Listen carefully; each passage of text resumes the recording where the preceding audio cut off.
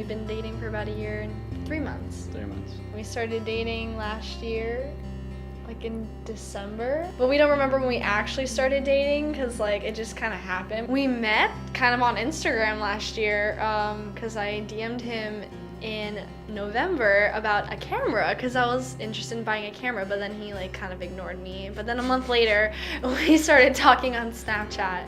The first time I actually heard her voice was on FaceTime, and that was on Christmas Day at like... What, midnight? Yeah, no, we FaceTimed at like midnight, and my cousin was actually sleeping in the bunk above me, so he had to listen to us like flirt for like 4 hours until literally 4 a.m. The day after that, we went on our first date. We just sat on the swings for like an hour and we were just talking, getting to know each other. And then after that, he's like, oh, let's go watch the sunset. He took pictures of me on my phone, and I was like, wow, like he's a really good photographer. And that's how I got to kind of know that he was really artsy and stuff.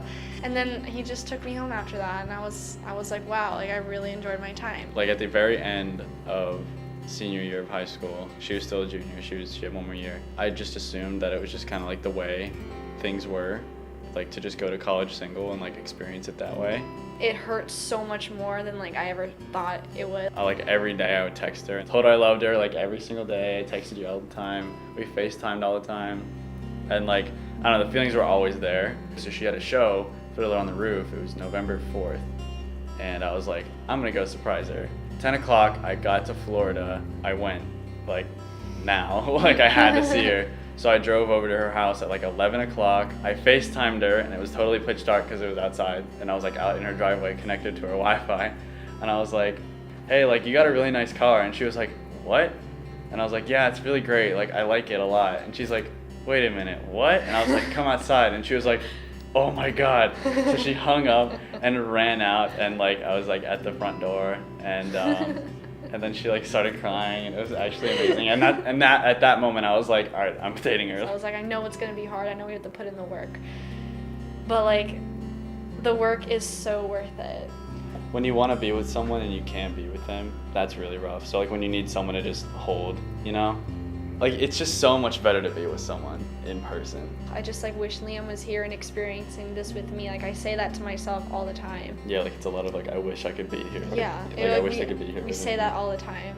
I think it's brought us together, honestly. Yeah, I agree. I feel like we've matured so much like through doing this. The whole distance makes the heart grow fonder. Is that the quote? Like yeah, something like that. Like it's like literally true because Yeah, like I miss you like all the time. And then when I'm with you, it's like, oh, so much better. Like, I enjoy the time more and I cherish it more because I know I don't get too much of it, but you know.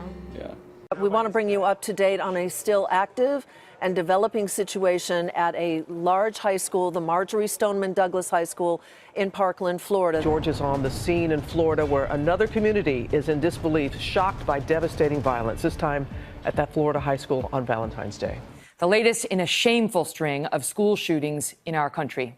Both of us went to Stoneman Douglas last year. Well, I still go there because I'm a senior, but that's where we first met.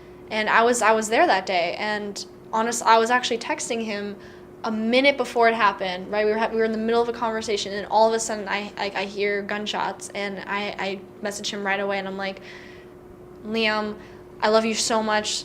Something's happening. I heard gunshots. I don't know, like we're on lockdown right now, code red. I don't think I've ever like gotten panicked faster in my entire life. My friend who was in Florida was watching the local news, and he was FaceTiming me, and like we were watching it together. He was the only person who was keeping me calm throughout the entire situation because your texts were the only ones I was receiving. Having him there for me, being there was absolutely necessary and amazing because I don't know where I would be today if like he wasn't there. March for Our Lives was last week, and I was asked to perform with my friends who wrote a song called Shine. Come together, it will be alright. Stand up for one another and we'll never give up the fight. We refuse to be ignored by those who will not listen. We deserve to feel safe in our own schools. The time for change is now. It was just like I was experiencing like it all with him, and usually I experience it alone and I have to tell him about it, and it was just one of those things like, we'll remember this forever. Life can lead us wherever, but I mean, he'll always be a part of my life. Oh, and, yeah. and I'll always love him because like you're my first love. Like there's nothing else to it. Like I couldn't have said it better myself.